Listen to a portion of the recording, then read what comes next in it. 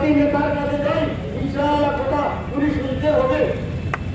যখন আমি পুরো করেছিলাম না, সেই সময়ও কৃষ্ণেন্দু পালকে যেই দিন যে কথা বলেছি ইনশাআল্লাহ উনি শুনেছেন। সিদ্দিকার মধ্যে বলছি শুনেছেন, দিদি সাহেবকে বলছি, এসপি সাহেবকে বলেছি, সিএমের কাছে কতদিন আমি রেখেছেন, কতকাল ব্যাংকে গিয়ে আমি আমাদের মাইনরিটির কারণে মেমোরেন্ডাম দিয়েছি। এটা আমার সাহসতার কারণে ভাই আমি রেখেছি। আমাদের বিরোধী দলে যারা তাদের কাজ করার ক্ষমতা নেই, সেই জন্য আমার একটি কথা, যদি কাজ করার ক্ষমতা নেই তাহলে সেই দলে আমরা ভোট দিয়ে আর কতদিন লাঞ্ছিত বঞ্চিত অবহেলিত হয়ে থাকবো। সেই কারণে আমি বলছি সরাসরি ভোট দিয়ে যাই। যদি কোনো প্রবলেম হয় তাহলে একবার ধৈর্য দেবো। আমি ভোট দিয়েছি, আমার ক্ষতি হয়েছে, কিন্তু আমরা ভোট দেইনি। পরবর্তীতে বাংলাদেশে আমাদের ভোট নিয়ে বিক্রি হয়ে যায়, তারপর আমাদের উপর হুমলা চলে, তখন আমরা বরদাস্ত করতে পারি না। যাদেরকে ভোট দেয় ওরা চলে যায় দিল্লিতে, ওরা চলে যায় সমষ্টি ছেড়ে। আমরা তো শিক্ষিত মানুষকে ভোট দিয়েছি, শেখ মাহমুদ ইসলামকে। আমাদের উপর হুমলা করা হয়েছে, কয়েকদিন এসে প্রতিবাদ করেছে, আমি প্রচুর প্রতিবাদ করেছি, কিন্তু প্রতিবাদের সুযোগ নেই, সময় নেই। ভোট আসবে, নেতা আসবে, ভোট শেষ সেখানে।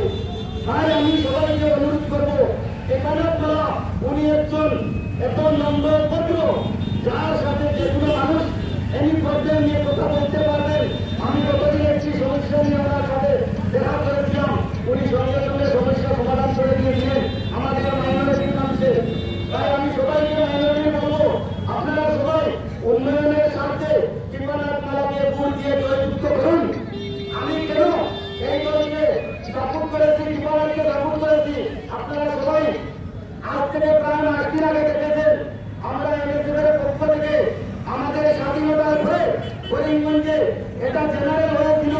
আমি বলেছিলাম 2 জন প্রার্থী আমাদের সম্মানিত, প্রয়োজন আমার চেয়ে 1000 গুণে বড় মানুষ, ওনাদেরকে অনুরোধ করেছিলাম আপনারা 2 জন এক হয়ে যান। যেহেতু 2 থেকে 2.5 লক্ষ ভোট বেশি আছে, আপনারা একজন জিতবেন 100%। ওরা 2 জন যদি এক করতে পারছে না, তাই ইঙ্গিত কিসের?